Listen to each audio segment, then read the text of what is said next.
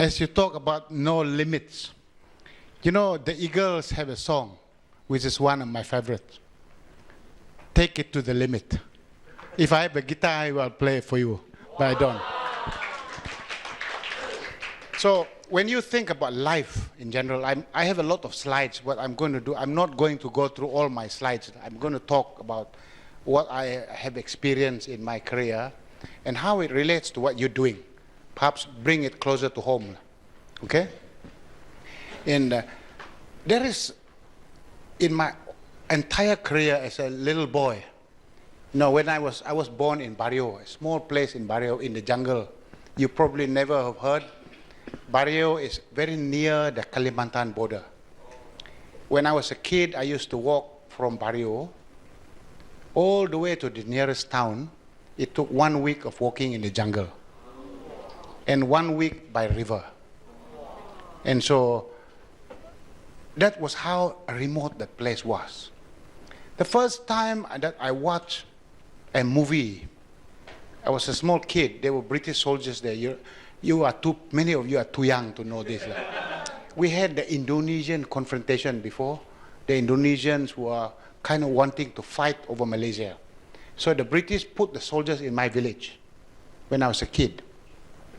They put some barbed wires around the field, and then the soldiers were inside the barbed wire, and they put up a big screen like this, and they were watching Elvis Presley.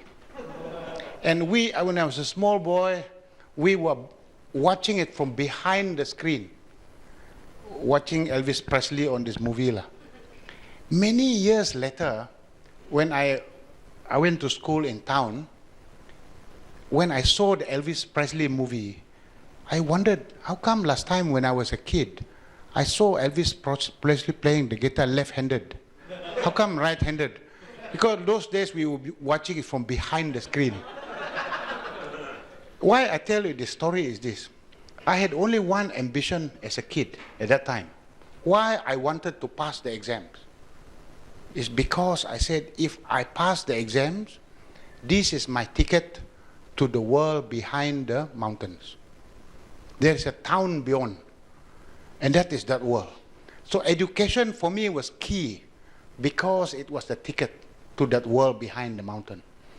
And so I tell you the story, my tribe, Kalabit tribe, I come from the tribe, only 5,000 of us in this world, a very, very small tribe. And we are so small, you could put the whole Kalabit tribe in a zoo. Very few of us. So if we talk about limits, actually, where I come from, not many Malaysians even know. To my mind, the fact that today I'm a minister in the government, it actually denotes one thing. It is proof that one Malaysia can exist in this country. It is a place that I can feel belong to. In a small tribe like ours, we can belong in this country. So it's great. So no limits, actually. The sky is the limits. So when you talk about this idea of no limits in your career, my experience is you need to do 6 things. 6, not 5, 6. And I'm going to talk about these 6 things to achieve this idea of no limits. When you want to achieve the idea of no limits in your sales, in your businesses, the first thing that you want to do is to do what I call the game of the impossible. I will talk about them one by one later. The second one is to anchor what you do in what constitutes success. What is success? You need to know what success is for you, and everything you do is based on what that success criteria is. The third one is about hard work, about discipline, is about action. Not thinking about it, you must do it. The fourth one is situational leadership. I'll talk about that later, and winning coalition and divine intervention. Now I'm going to talk about them one by one. So the first thing when you talk about the game of the impossible is this. Who wants to be a billionaire in this room? Okay. Okay. All right. Everybody wants. Huh? Suppose I were to say this. Now you want it. Suppose someone was to interview you on CNN, And now you are going to declare to the whole world, by in 2 years' time, maybe in 1 year, you say to the whole world you will be a billionaire. Will you say that on CNN tomorrow and declare to the whole world, in 1 year you will be a billionaire? How many people would dare to do that? This is the point. Why? Why is it suddenly all of us want to be billionaire? When I ask you, how many of you will dare and say it in the media to the whole world, in 1 year you will be a billionaire?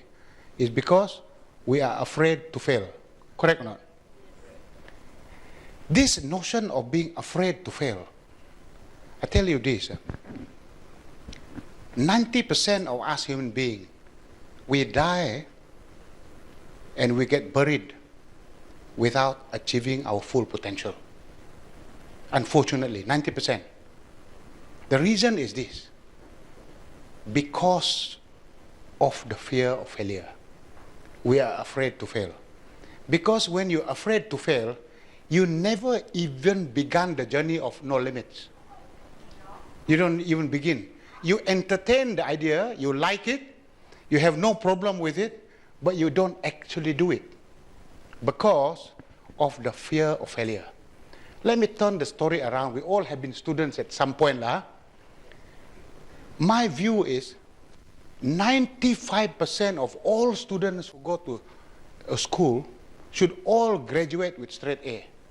They should all be top students actually. But the reality is only 10% make it straight A, or maybe 5%. Do you know why? Because very few of them study very hard from the beginning of the year. Only study 2 weeks before the exam. Really study. So if all of the students study the same level of intensity from the beginning of the year, all the time, Kung Fu master training, everything must do. Then all of them, actually 90% will be straight A students. That's why I say, unfortunately, most of us, we die human being and we get buried not fulfilling our full potential. Every single one of you in this room can be much, much better performer in whatever you do if you really follow the steps. I'm going to talk about them one by one. So the first one is about conquering the fear of failure. Now, how do I conquer it? Like this. You go to your boss, whoever your boss is, doesn't matter.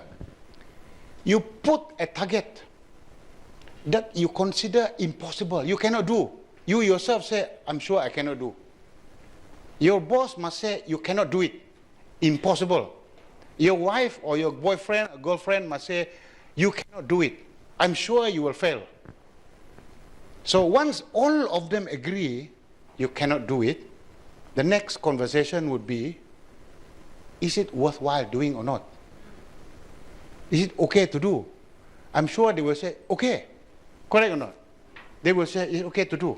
The next question you must have in that conversation is, if I fail, is it okay? I'm sure they will say, it's okay. Because you couldn't do it anyway. So that conversation is very important. So when I joined Malaysia Airlines, at that time I had worked in Shell 23 years. I'm an oil man. I know all about the oil industry. At that time, they offered me the job as the chairman of Shell Malaysia. Then at that time, government said, come and do Malaysia Airlines. I have never worked in the airlines. MAS was nearly bankrupt. We had 3.5 months of cash. If we didn't fix our problem in 3.5 months, there's no more money for the salaries of all the employees. There's no money to pay fuel to put in the aircraft. We have to ground all the aircraft. So I had 3.5 months to learn how to do it, to make it happen, to do it. So I said to myself, guarantee fail one. Guarantee. So, but why do you think I still want to do it? Because it's about the game of the impossible. So what did I do? I went and saw the Prime Minister, said, sir, I'm prepared to do it, provided you will allow me to do X and Y and Z. This is the target. We break even in the first year, and then in the second year, we hope to make record profit. the highest profit in 60 years. Can or not? He said, cannot be done. Tan Sri no, and all the others who cannot be done. I asked the question, is it worthwhile to do or not? Oh, yeah, can do. If I fail, he said, okay, no problem, because cannot be done anyway. Very good, right? So you have to have that conversation until they say it's okay to fail, because you couldn't do it anyway. You have to conquer the fear of failure first. Now, once you have conquered the fear of failure, that is very, very liberating. I can tell you, you become a very dangerous person. Because suddenly, my God, our problem in life is this. We are afraid to fail, so we put everything in life, go handbrake. Cannot do. Scared to do. So this business of game of the impossible is conquering the fear of failure. When I joined Malaysia Airlines, people said MAS, M-A-S, it stood for Mati Anak Sarawak. Really? They all said this, Mati Anak Sarawak, because nobody in Semenanjung want to die lah. So they put Sarawak, never mind, he will die. So I told them MAS stood for Masalah Akan Selesai.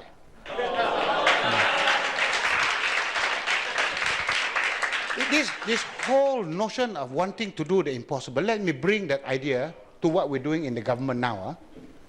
I went to the government. The public is very concerned about rising crime, because crime is rising. For 4 years, every year, street crime has been rising. You got the slide? Every year is rising. So we said, we put an impossible target, and the target is to reduce street crime by 20% in the first year. 20% in the first year. In the UK, the guy who does my job in Tony Blair's outfit before, his name is Sir Michael Barber, he wrote the book called Instructions to Deliver. It took them 2 years to bring it down. And we are suggesting in first year, we bring it down by 20%.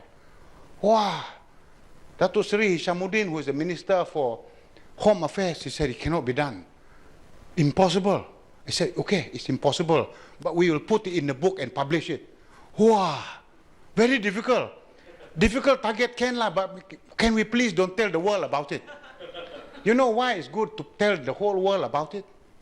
Because when you tell the whole world about your impossible target, you become pregnant.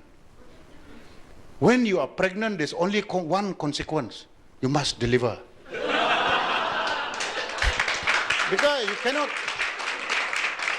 you cannot keep the baby beyond 9 months. You have to do already, because you have told everybody you must do. So actually what had happened is the crime rates, you see, every year rising. Huh? Show me the numbers now. What has happened? We have brought down overall street crime by 35% in 1 year. In 1 year, 35%. And then overall crime came down by 15%. A lot of people tell me like this. He said, even at wedding ceremony I attend, funeral also, they said to me, Ayah Idris, it cannot be true lah. How can you say crime has gone down? My cousin was robbed yesterday. Cannot be. I always tell, be careful lah. For every cousin that was robbed, there are 177,000 other cousins that were robbed. Many, why you only talk about your cousin? There are many others. My point is, for the same period in the previous year, there are 209,000 other incidents. So it has come down. Zero crime only exists in heaven. There is no zero crime here. So we have a lot of crime, but we have brought it down. You look at this, is phenomenal numbers. So this is very good. So the point is this. You must talk about this idea of the impossible. If you do not put impossible target, you will never do it. You never even begin this journey of no limits. So don't talk about no limits journey unless you put a no limit target. There is no journey of no limits without a no limits target. Agreed? Agreed. The more daring you are to commit it publicly to your friends and everybody, the more likely you're going to do. Because if you don't do, malu lah. So this is the issue. Now, and for you to commit that, I can tell you the fear of failure is the biggest thing of all. In life, we're always afraid of failure. That's why kita tidak mau, we don't do. Many things you don't do.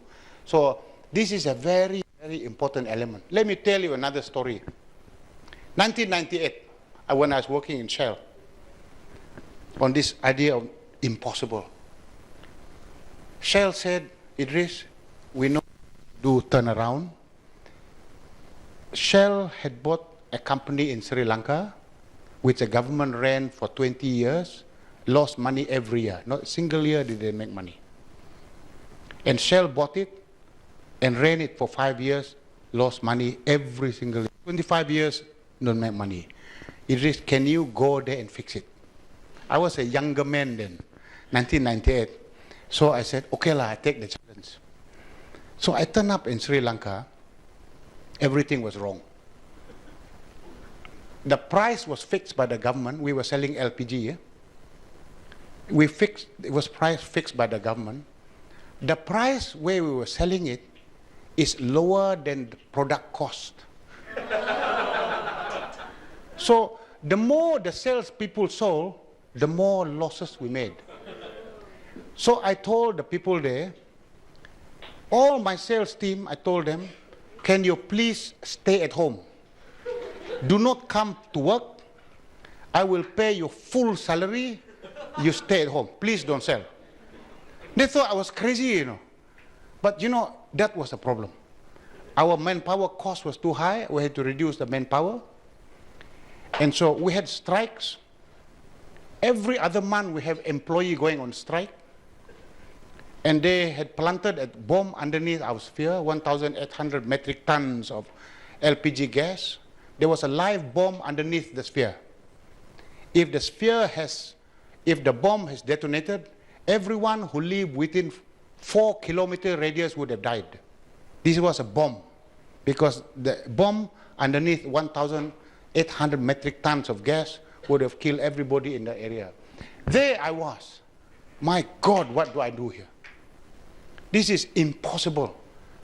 The cost was wrong. The pricing was incorrect. We have strikes on hand. 1998, only 4 computers, no email.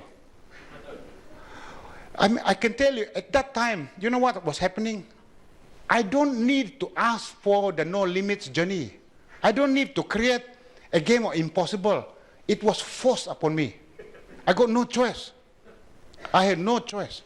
Actually, if there was a time in my entire career that I felt defeated and I didn't want to do it, it was that time. Until I spoke to my boss. He was in London. His name is Christian Baums, Frenchman. I said to him, Christian, what if I cannot do it? That we cannot fix this? The response is very simple. Idris, if you tell us we cannot fix it, we believe you, we close the business. Done. You switch off the lights. There were 600 employees with families there. And I said to myself, who am I to quit at this time? All of these people have families and children. They are looking to me as the father. And if I quit, all of these guys out of a job. And it's down to me, you know. I went down to my house. At that time, we had lots of strikes. Actually, I must tell you, my wife went through panic attack at that time, you know, cannot breathe. And so she went home. I stayed all alone in the house. I sat down, I'm a Christian, so I started to pray about what am I going to do with this. I took the courage and I said, I must do what I needed to do here. Many things, I'm not going to go through the very details. Like we did many things in that period of time. But we made a profit. We broke even in the second year, record profit that we've ever made before. The business is very profitable. Then Shell said, oh, very good, Idris, you're doing a fantastic job. We promote you. We want you to become the Vice President for Business Development Consultancy worldwide, based in London. Oh, very nice. And then I also had another job, Vice President for Retail Marketing. All the Shell petrol stations in the world, so I could travel everywhere because every country got Shell station. And I was the Vice President, I was in charge of marketing, global marketing everywhere. So I went there. They gave me a very nice house, beautiful house in Cobham, in Surrey. I had my own private tennis court, self-paid. Huh? And then I have 4 Italian gardeners. Oh, very nice. I got a sauna, very nice. So I enjoyed my job there. I was doing that job for 4 years. I had 2 jobs. 1 year I was doing business development consultancy. It's equivalent of McKinsey for Shell. I had a team of 60 people all over in the world. We were doing that. Then I became the vice president for retail marketing. Until one fine day, the boss said to me, come to my office. Idris, you are Malaysian. You are very good at doing turnaround. We have a company in Malaysia, Shell company in Malaysia. 10 years, every year lose money. We want you to go back to Malaysia and fix it. So I said to myself, how am I going to tell my wife? We live in this nice house. And suddenly now go back to Taman Tun. Oh, susah. So I remember on a Sunday, I set up a nice barbecue lah. I do all the, barbecue, and said she was looking at me, very unusual lah. How come so nice one? And then I had to tell her that we have to do this. Now, I came back in June 2003. I stepped into my job first day. This was the company lah. By the way, the company was losing so much money. And not only that, it also exploded. The plant in Bintulu exploded in the year 1997. So everything got problem. Losing a lot of money. So I turned up on the first day. Everyone was there. I told all the staff in the office, and I met them like this. I said to them, ladies and gentlemen, we will make money in this company. Every single people in the room thought I was mad. There was one Dutchman, he put up his hand, Mr. Jalla, you will never make money here. All the guys before you talk like you. Cannot, he said. So they all came, they cannot even make 1 ringgit of profit because every year we lose 100 million, 200 million. You'll never make money. I want to bet with you, he said. So I said, what is the bet? If you make 1 ringgit of profit and no losses, I will pay you 100 ringgit. Okay, take, because it's Dutch, a bit loket lah. So he said, okay, agreed. 6 months later, he lost the bet. He absolutely lost the bet. And so, some of the game, the impossible is this. The plant in Bintulu, I'm telling you this, and I'm sure you don't believe me lah, never mind. That plant in Bintulu, we produce diesel from natural gas. It's non-toxic, it's biodegradable. In fact, you can drink the diesel. You can. It's non-toxic, biodegradable. The kerosene, no smell, non-toxic, biodegradable. Because it is not produced from crude oil, we use the German technology called the Fischer-Tropsch technology. It's a 3-step process technique that was used after the Second World War. And so we use and apply from natural gas. So natural gas converted into liquids. It produces beautiful product. But if you sell the diesel as diesel, you will lose money. You know why? Because the cost is very high. If you sell the kerosene as kerosene, you will lose money because the cost is punitive. Cannot make money. They tried, cannot make money. So what did we do? So I asked them, what other use can this product be? We don't know. The only way we will know, we have to set up a huge laboratory here, and we need to employ 100 scientists. Over 10 years, we will do pilot. Or what use can this product be? And we will do testing. We said, no, we don't have money for that kind of investment. So what we do? We put the diesel and the kerosene in drums and gave them away for free to Holland, to all the customers in Holland. Never mind, just give. They can say, this guy's crazy. Never mind, all your method didn't work before. We cannot have the money to build, so I'm going to give all this free to all the customers. Then when we gave it to the Australian, I can tell you a story. The customer in Australia said, we like your kerosene because no smell. Can you do this? They said. You put your kerosene in the form of wax. We will use as a barbecue lighter. The barbecue lighter is 4 times the price of kerosene. Oh, this is very good. You know what? The selling proposition, when you sell something, you must have a unique value proposition, something unique about the product. And the unique thing is, when you put our product there, you can put the chicken immediately on top. No smell, non-toxic, biodegradable, beautiful. So we took the thing, So we rejigged the plant in Bintulu, and we put in wax form. Gave it to the guy, he said, your wax is a bit soft. Can you make it harder? No problem. Our engineer said, easy. 1 week done already. We sent it to them. Beautiful. He said, next, what do you want to do? How much?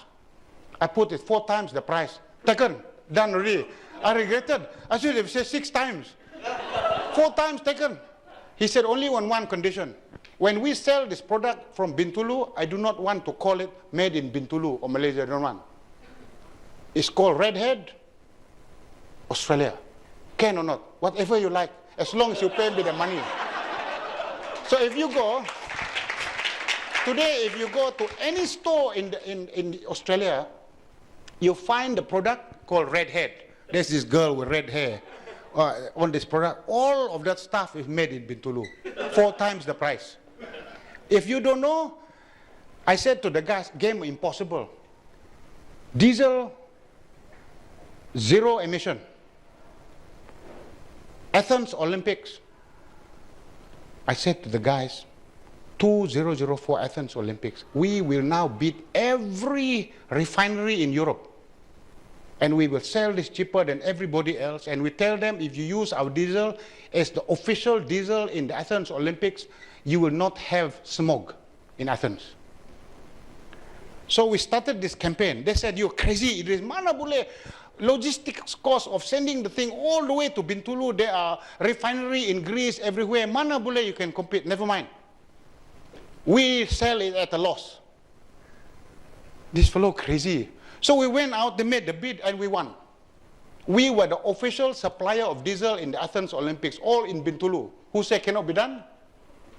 When we sold it in Bintulu, you know the story is, everybody began to know about this product.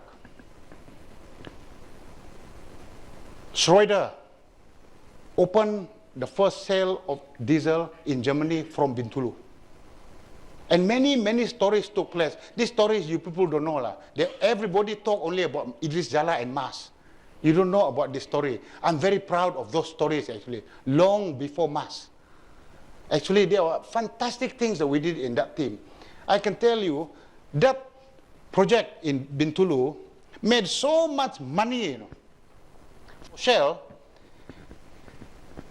then decided to build a plant like this in Qatar, 10 times the size of Bintulu, 10 times, because there's a lot of gas in Qatar. It's the first plant of its kind in the world, no other plant like that. So we were running the first plant in the world right in Bintulu at our desktop. Malaysians don't know. You know why? None of the product, I sold it to Malaysians, because Malaysians don't want to pay. Europeans pay a lot of money, we sold it there. So none of our product, we never sell our diesel here. No need, because very cheap. Never sell there, no need. Jual jauh. So the market is huge.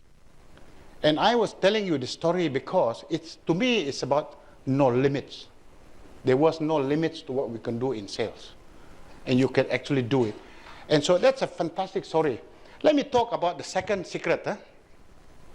The second secret is very, very important. Everything in business is about the profit and loss. You must anchor on true north. Everything you do and what you do, if you like to do something because you just like to do it, it doesn't make money, it's not important lah. No money, no talk, the Chinese say. So everything you do must anchor everything on P&L. So your activities as a salesperson, doing distributorship, if what you're doing does not generate positive revenue and net profit, don't do it. And this is very important because you use this to prioritize resources and time and people. Now, how many of you own your own company here? Most of you do, I believe. Your own company, yeah? No. How many of you got staff? People working for you? Ada kah? Some of you maybe lah. I always do this. When I run my company before, I got a lot of staff. Malaysia Airlines got 19,000 staff. 19,000 people, a lot of people. When I tell them the company is losing money, you know what they say? The problem is the CEO lah. That's your problem. So I don't do that. You know what I do? I break down the P&L into many profit and loss statements. Every route has a P&L. So that means how much money did we fly on those routes? Actually, by the time I left, every flight has a profit and loss statement. We have 137,000 flights in a year. Every flight has a P&L. By the time the flight takes off and lands in London, we will know how much money did we make or lose on that flight. And so, I remember when we have a town hall like this, session like this with a lot of people, I asked, who is the manager in charge of Auckland? Because we have a flight from Kuala Lumpur to Auckland. It was a Chinese guy in charge. He was a small fellow, like he put his hand like that, a bit scared. So I told him, I know it is freezing in Auckland, it's cold in Auckland, you better start sweating. Because if you don't turn around that route, in 6 months, we will close the route. No flight going to Auckland, no flight going to Auckland, you don't have a job. Very simple, right? Very simple. All the other routes okay, yours is not okay. So I asked him, what can I do to help you make money? Don't ask me what can I do to turn around the route. What can we do to help you make money? Wow, the fellow sweating already. We have the same problem in Manchester. We were losing about 40,000 or 40 million ringgit a year flying to Manchester. Every time we fly there, we lose money. And so I then told the guys, if we don't turn around this route, all is in your hands. Then we had about 23 Mat Saleh in Manchester at the time. If you don't fix this route, if you give up, you cannot do it, then you say it cannot be done, then we have to close it, then you agree you have no job. Agree, fair and square. I didn't make you redundant. You said it cannot be done. Then close lah. The P&L is the thing. When we close it, all no job. The most difficult one was to close the route from Kuching to Perth. Because the P&L said lose money. I think we lost 48 million every year when we fly that route. Now the problem was this. We have a flight that takes from Kuala Lumpur direct to Perth. Then we have this flight that's fly from Kuala Lumpur to Kuching and then to Perth. The people in Semenanjung, they said, why should I pay the same fare and then waste my time 2 hours to go and pick the Saraukian? So the only way we can convince, by the way, on an average over 3 years when we ran the route, every year on an average on the flight, we were picking up only 18 Saraukians, 1/8. So there is no way you can make money with 18 Saraukians. You have to persuade the people in Semenanjung to come on that flight, but we have to drop the fare by 40%. So that it is worthwhile to waste 2 hours to pick the Saraukian. Because there's a direct flight directly to Perth. So by the time we drop the fare to encourage the Semenanjung people to come on the flight to detour to Kuching to pick the 18 Saraukian, lost money already. So then I went to see the chief minister lah. Sir, we have to close this route because we're losing a lot of money. He said, Idris, you're the first CEO of Malaysia Airlines from Sarawak. And your job, suddenly you come and close our international flight.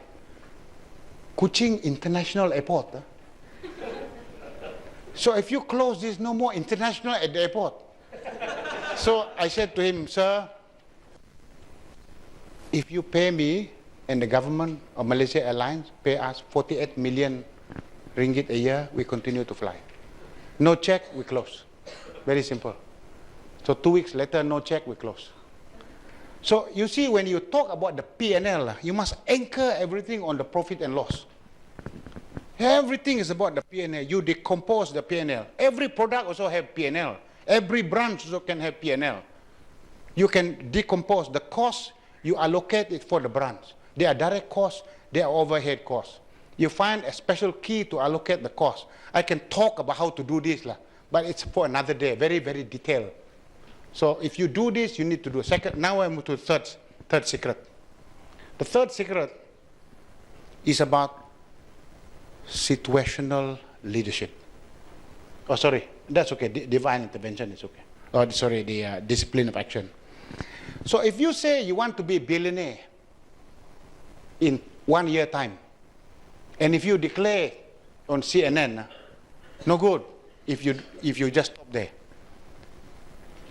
What you need to do is you must act on it. You cannot think about it. You cannot talk about it only. You must do it. Do, you have to do. This discipline and action, very important. And when you decide what to do, you cannot talk about it in general. It must be very detailed. Very, very detailed. Everything you want to do, who you're going to sell it to, when you're going to sell it, how you're going to sell it, who you're going to go and talk to, at what price, what are the competitors doing, all the detail you have to think. And you have to every day do. This is the problem. Most of us fail here. Because you know why? We're all born to be lazy. It's very comfortable to lie in bed very late. No need to wake up so early. Very leche. Very difficult. Why I have to do this? No need to do. But there is no durian runtuh. You want to be billionaire? You have to do. You have to wake up in the morning. You have to do it, regardless how difficult. This is the key. And there is no durian runtuh. In my books, everything is hard work. Like walking for 2 weeks in the jungle to the nearest town. And you have to be prepared to do what they take. Only because you said no limit journey. If you want to do limits, then okay. If you want to do the journey that's got full of limits, then don't do this. Because this is only for those who want to do this journey of no limits. Understand, huh? Yes. There's no limits. In the government, many reasons why they don't get things done is because they do plans. I don't do plans, I do program. Let me describe what's the difference between a plan and a program. Suppose I say this, I plan to have coffee at 10 p.m. That's a plan. That's not a program. If I turn that into a program, it means this. At 9:30, you will walk to the kitchen and take the kettle. One action. You take the kettle and bring it to the tap. You then there and put it on. That's an action, no? And then you wait for it to be full. After it's full, then you take and bring and put it there and press the button. When it's ready, he then come out here and make sure, take the kettle and pour in a cup. Fill it up. Then you go and put the coffee and you put the sugar. And then at 10 o'clock, you take it and give it to me. It must be defined in a program like that. So everybody know their parts. Because in organization, there's not one person doing it. In the civil service, we have 1.2 million civil servants. When we devise this program, it is detailed, precise, exactly who is going to do when. And when you do it like this, then it happens. If I have a plan to say at 10 o'clock I will have a cup of coffee, no good. That is a plan. A program has a very detailed set of action with very specific people who is going to do it, with precise timelines, when they're going to do it, with a monitoring mechanism to check whether they do or don't do. This is the only way it works. So discipline of action is about agreeing what constitutes success, measure it, detailed breakdown. Break it down to detailed activities. Not only you do the detailed activities, you must check the results. You know, I have a Gantt chart. I plan everything that's inside the team. When you make the sale, who is the customer is going to sell it to? And which month is that money going to enter your P&L? You must plan also. Because if you don't plan it, you actually realize you run out of cash. Because suddenly revenue is not coming quickly, and you are very busy putting the money, investing into it. The money is coming 1 year or 2 years later. In the meantime, you kaput already. So you have to plan when the revenue is coming into your P&L. Very important. Managing that is key. Yeah? So you don't only plan and track activities, you track and plan results. And results is when it enters the P&L. Not just the Gantt chart about activities, busy doing lah. So that is very important. Roll up your sleeves and get into details. Details and details and details. I'm a detail kind of guy. I don't like 30,000 feet flying. Can you imagine if you were to tell people, you come to Malaysia Airlines, be on the aircraft, you fly to 30,000 feet, we stay there, we never come down. You must come down. You must land. So everything is about not just high-level concept, you must bring it down to specific. Marketing, when you want to sell something, this is a technique I use in marketing, in sales and marketing. Every time you must think about who your target customer is, the first point. Who are you going to sell? Target customer. So when you say these are the target customer segments that you're focusing on, the second thing you need to do is, what is the customer insight? What is the customer interested in? Not about what you want to give. What do you think that customer is interested in? If I target a customer that doesn't have a lot of money, I know that the customer is interested in lower price. So I am going to say, okay, this guy wants low price. If my product cannot handle that, don't go to that customer. Find a different set of customer. You must know the customer insight. What is the thing that the customer is interested in? Third, this is some detail. What is your product offering that's different from the competitors? The distinctive value proposition. What is the benefit of your product? You must know the benefit. Because in this benefit, you link it to what the customer wants. The fourth point is, having now defined what your product can do, like I said, my kerosene is now the kerosene no smell, biodegradable. So if you then say, this is why my product is good, your product knowledge must be very, very good. You cannot know this product halfway through. You must master the product. You must know the product inside out. You live and breathe the product. And you know everything about the product because you're going to sell it. The next thing you must do is, you must know what your product does not, and your offer does not give. What it does and what it does not give. Very important. You know why you need to know? Everything that you offer, there's always a competitor. You offer the benefit, what you do not offer. The basis of what you offer and what you do not offer trigger the fifth principle. What is your price? Correct or not? Your price is pegged on the basis of what you're offering, what you're not offering. Many salesmen and marketing don't understand what is it you don't give. If say you don't give credit terms, for example, you must pay cash. So because I pay cash, you don't pay credit terms, this is therefore my price. So you peg your price understanding what you give and what you do not give. This is, I can spend all day talking about marketing because it was my job. I was the retail vice president in the whole Shell worldwide at one time. So I run these courses and teach people how to do. All the retail store, I can go to any store and tell them how to price any convenience store. And that's one of my passions in life. Now, only when you start doing this, target customer segment, distinctive customer insight, what is your unique value proposition to the customer by product and services? What is your trade-off? That means you do not give. And what's your pricing? That's how you then put up a story. If you do not know that stuff, you cannot sell. You will only be able to sell if you master all 5 of those elements. And they are detailed, very, very detailed. Every customer you're going to approach or customer segment, you form a picture about that before you even step on the door to do that work. That's detail. Next. Situational leadership. Before you do this no limits journey, let's suppose you lead a team of 5 people or 10 people. You are the boss.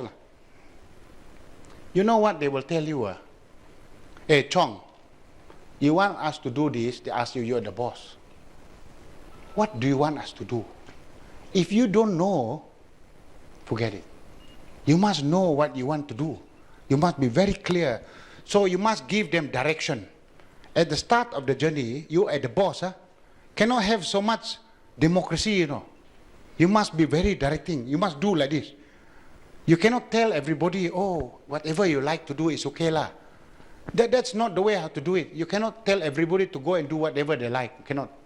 Can you imagine when you have babies, small babies, you tell them, I give you a sharp knife lah. You can do what you like with the sharp knife. Cannot, isn't it? How many of you have children here? You are very young people. For those of you who don't have children, believe you me, the biggest word that you know when you have children is no, don't, cannot do. Because that's what parents do. You cannot hold this, you cannot do that. But when they grow up, they know how to do, then you empower them. That's called situational leadership. That means you tell people when they don't know, when they are clever, then you allow them to be empowered to do what they like. Because they are competent and they know how to do. It's simple, clear. I don't want to do too much detail. This can be very complicated. If you want to know more about this philosophy, go to the internet and type Blanchard model. All the theory around this is inside there. The toolkits and how to do is in there. Blanchard, Ken Blanchard, situational leadership. In fact, we run this course in Malaysia Alliance. We have faculty on it. I can talk about this whole afternoon. Just to talk about Blanchard. How do you apply this? So you have to be very directing in the beginning of the journey, and towards the end, you learn to let go. The best leaders are the people who let other leaders grow. So when you are in direct marketing and direct sales, you want your subordinates to do better than you. If they do better than you, you profit. Correct or not? And that is good leadership. Because the more they grow, the more they benefit, you will benefit. Because that's how the structure works. So situational leadership is letting others prosper. If others grow and they become good, you are also good. That's the whole notion about that. Next point. Winning coalition. This is the 5th secret. You must work with people.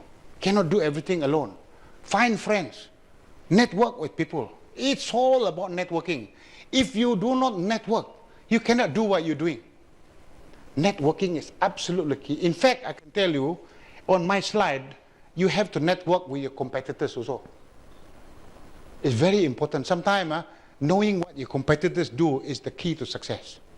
If you don't know what they do, you cannot beat them. So you must know everything about your competitors do and how do they sell the product, where do they sell it to, who are their customers, how do you take their customers. This is kiasu punya kerja. If you're not kiasu, you cannot do. So all of this is, to be kiasu means you collaborate with them, you become their friends, you must know what they're doing. And all of this begin with working together. Actually, I tell you this, even when you kiasu, you can work with your competitors and say, maybe you and I work together in this area. When I was in Shell Malaysia, we used to have depot all over the country. The whole country, everybody got a depot. Shell has a depot in Tawau, Petronas has a depot in Tawau. That means you put our fuel there. And our depot is half empty, their depot half empty. Actually, we don't need 2 depots, we only need 1. So one fine day, it was the year 1995, we sat down and said, yeah, why don't we work together? We close your depot, save money lah. You use our depot. Hey, good idea. So we started in 1995 to think about the idea of joint collaboration and depot, Shell and Petronas. Actually, all in that area, all the fuel that go into the car come from the same place. All come from the same place. But you know what we do? The product come from the same depot. That means same refinery put together lah. And when they come out, and then we put our own additive. We put our additive. We don't tell them our additive, and they put the additive. Our additive at that time is better. Better than Petronas. Yellow color. Better. So we said we do not put the additive together inside the depot, because the competition is not about the base oil, it's about the additive that we put in the fuel oil. That's where we compete. So notice, you can work together actually. You can work together and you compete in specific area. So there are times in marketing and sales you can work with your competitor on distribution, on some things that you do, but there you can compete. But you know areas where you work together, where you compete. Last point. This thing is, they don't teach you Harvard Business School. You don't come for courses to be taught this one. But I'm going to talk about it. This thing called divine intervention. I can tell you there are two things that are universally true. You will not disagree with me. The first one is this. Human beings have very limited control over what happened to them. Many, many things not in our control.